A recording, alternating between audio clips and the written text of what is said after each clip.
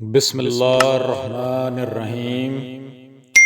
حدیث نبوی صلی اللہ علیہ وآلہ وسلم حضرت عبداللہ بن عمرو بن عاص رضی اللہ تعالی عنہ بیان کرتے ہیں کہ رسول اللہ صلی اللہ علیہ وآلہ وسلم نے ارشاد فرمایا، اللہ تعالیٰ میرے ایک امتی کو مخلوق کے سامنے پیش کرے گا، اس کے آگے نامہ اعمال کے 99 رجسٹر رکھے جائیں گے۔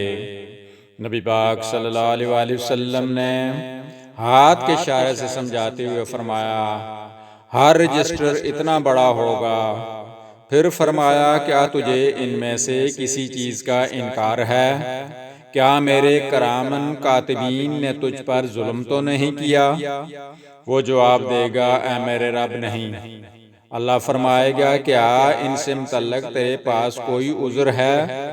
وہ جواب دے گا، یا اللہ نہیں۔ اللہ تعالیٰ فرمائے گا، ہمارے پاس تیری ایک نیکی موجود ہے اور آج تجھ پر ظلم نہیں کیا جائے گا۔ چنانچہ ایک پرچہ نکالا جائے گا جس میں لکھا ہوگا، اشہد ان لا الہ الا اللہ و اشہد ان محمد عبدہ و رسولہ۔